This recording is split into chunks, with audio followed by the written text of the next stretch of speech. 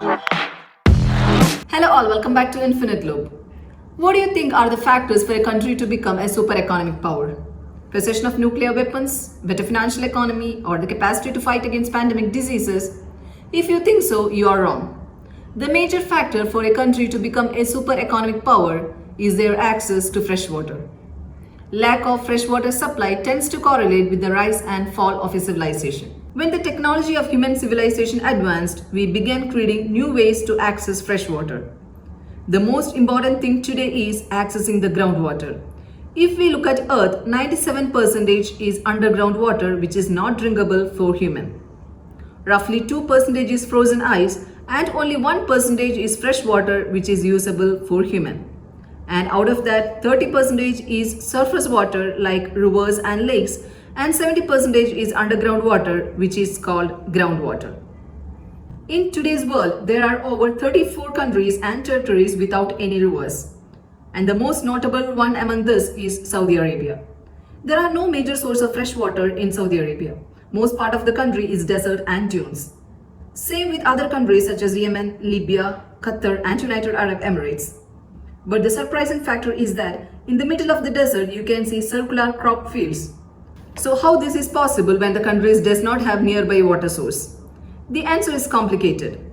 Roughly 90% of country's water usage goes towards agriculture, 5% for residency and the rest 5% goes for industrial projects. For example, 28 liters of water is required to make the ingredients of 591 milliliter of Coca-Cola. It takes 74 liters of water to make a glass of beer and 130 liters to make a cup of coffee. Getting back to Saudi Arabia gets 40% of its water from groundwater. This water is then piped into crop fields and that is how country handles its agricultural sector. But recently things have changed. Trouble with country using groundwater as its main source is it is non-renewable as there is hardly any rain in Saudi Arabia. And so the water level has dropped by 500 feet in last 25 years and Saudi Arabia is quickly running out of water. This has made a dramatic shift in their economic plan. They started investing and making trade deals in farmlands of United States of America, Argentina and African countries. So over the past decade, they are growing most of their food products in these countries and shipping to feed their citizens. It's not only Saudi Arabia, there are other countries facing water crisis. Cape Town in South Africa began running out of water in 2015.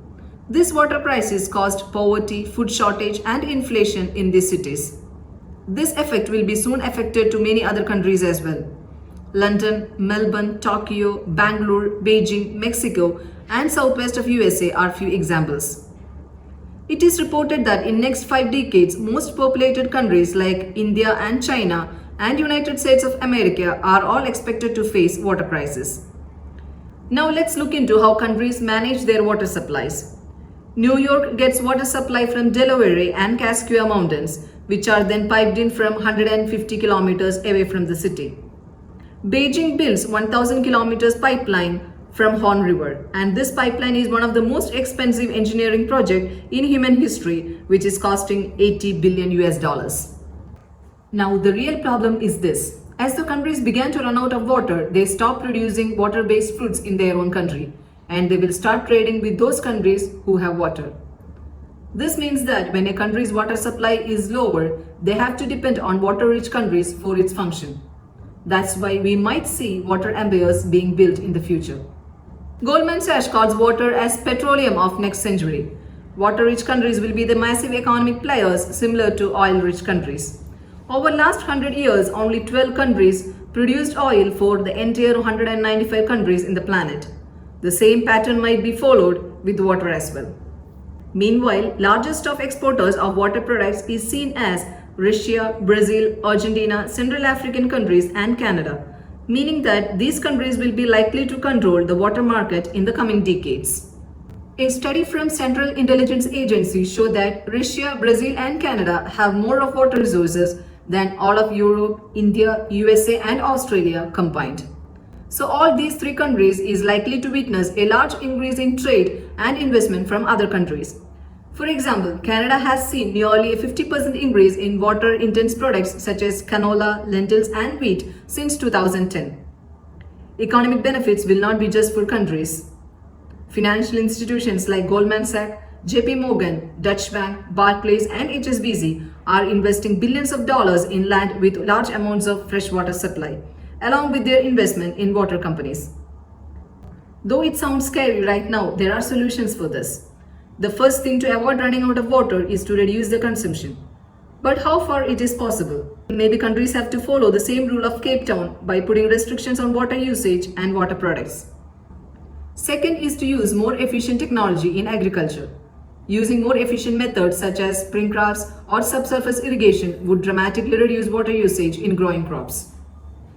And the biggest factor that could resolve water crisis is human innovation. Aristotle wrote a book called Meteorology in 350 BCE that mentioned new ideas. He wrote that salt water, when it turns into vapor, becomes sweet, and vapor does not become salt water again when it condenses. He also mentioned about a fine wax vessel that would hold potable water after being submerged long enough in seawater, having acted as a membrane to filter away the salt.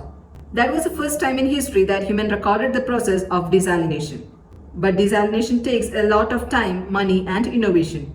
From 1920s to 1950s, countries like Netherlands, Saudi Arabia, and Kuwait built large desalination plants that could serve hundreds of people. From 1950s till today, this technology has kept improving to a point where one desalination plant can serve millions of citizens on a single day. So if the countries have the capability to build large desalination plants, the problem of water crisis can be resolved forever. So the countries have to focus on investing billions of dollars in desalination projects every year. Despite of all this innovation, it is seen that there is a big opportunity for water-rich countries to potentially dominate the world's water supply. What's your thoughts on this? Let me know in the comment box. Thanks for watching. Take care and bye-bye.